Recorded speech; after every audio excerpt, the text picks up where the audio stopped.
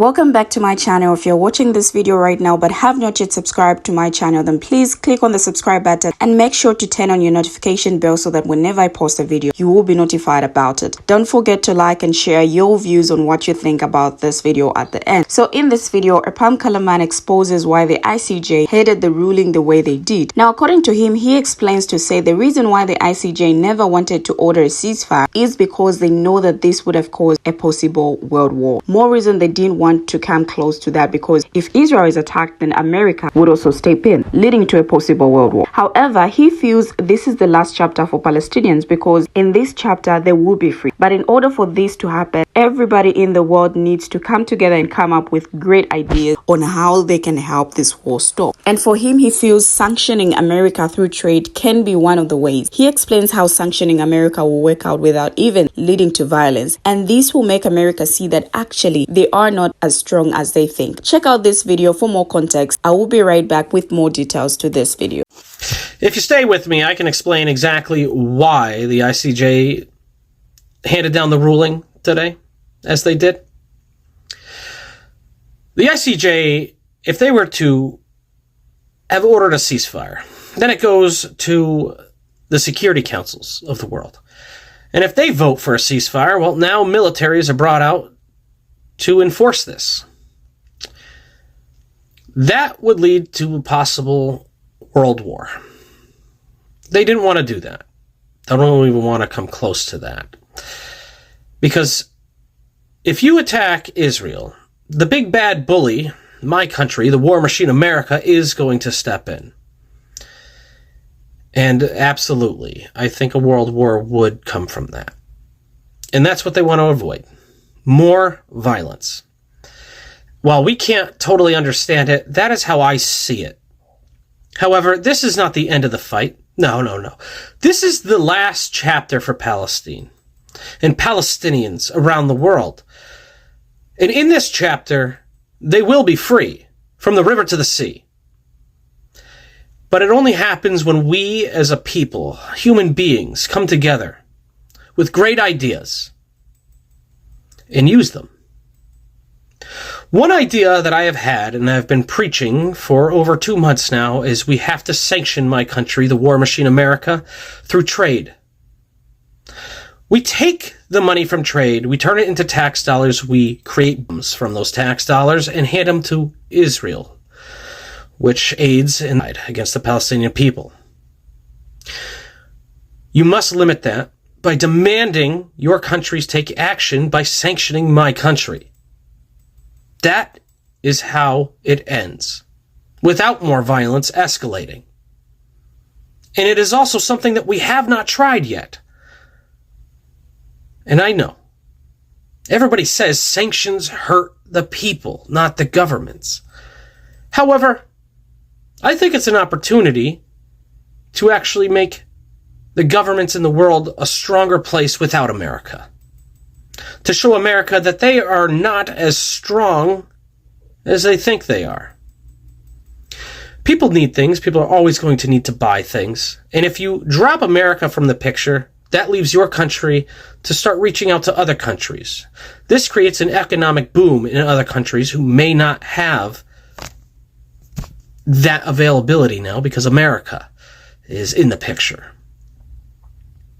I know resources are a #1 priority. However, other countries I know damn well have the same resources as America. And they have a lot of people too who are on the list of poverty. I mean poverty where sandals are Nikes to them. And that isn't right. We could change that with these sanctions. Yes, it's not going to be easy. But nothing in this world is easy. Much good change comes with sacrifices that we make every single day. And I believe, as a person speaking who's going to be hurt the most, because like I said, it hurts the people, and I would be one of the people affected directly, being I live in America. I'm willing to take that sacrifice if it means saving lives in Palestine. I'm trying to get you with me. Sanction America, stop the trade. Free Palestine.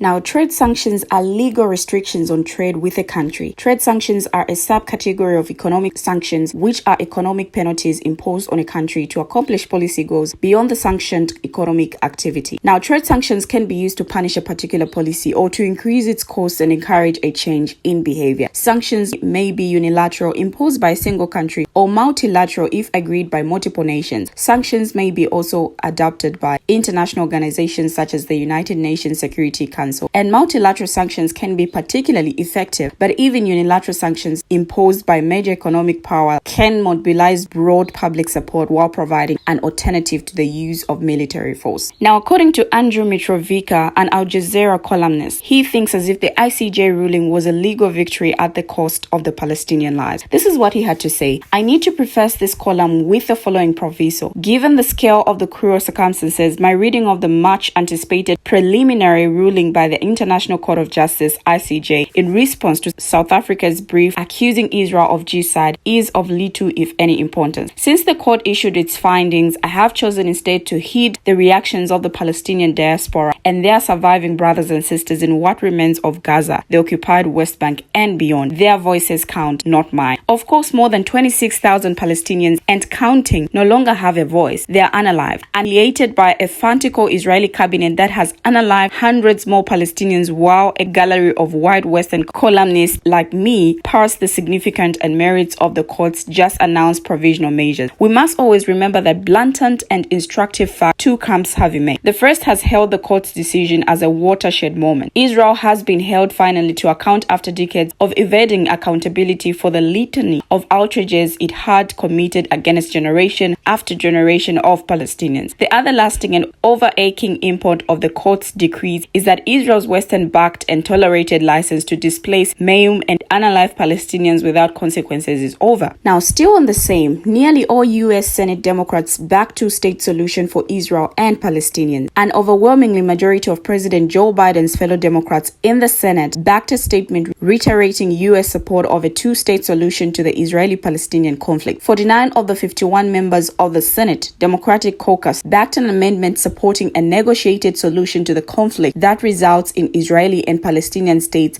living side by side, ensuring Israel's survival as a secure, democratic Jewish state and fulfilling the Palestinians' legitimate aspirations for a state of their own. Now, Senator Brian Ceaze introduced the measure as an amendment to an upcoming bill that would provide national security aid to Ukraine, Israel, and Taiwan. What would determine the future of Israel and Palestine is whether or not there's hope, and the two-state solution has to be that hope, Ceaze told a news conference. With war raging in Gaza between Israel and Hamas, Israeli Prime Minister Benjamin Netanyahu said at a press conference this month that he objected to any Palestinian statehood that did not guarantee Israel's security. The statement provoked international concern, including from Israel's biggest backer, the United States. Washington maintains that the two-state solution is the only feasible way to bring lasting peace to the region. The only two Democratic senators who did not sign onto the amendment were John Fetterman and Joe Manchin. Fetterman has long supported a two-state solution, but he believed the measure should include language stipulating the destruction of Hamas as a precondition to peace, and aid said. Now, Manchin issued a statement in which he said once the Palestinian government with its people's best interest at heart agrees that Israel should be a state, I will be the first one to sign on to a bipartisan amendment supporting that Israel recognize a Palestinian state. Now, it seems like different people have different opinions or views on what they think could stop this war. But going back to what the spam color man was saying, do you think that imposing trade sanctions on America could be one of the reasons that can make this war come to an end? Kindly share your views down below in the comment section. Let's hear what you have to say about this spam color man's idea. Thank you for watching and see you in my next video.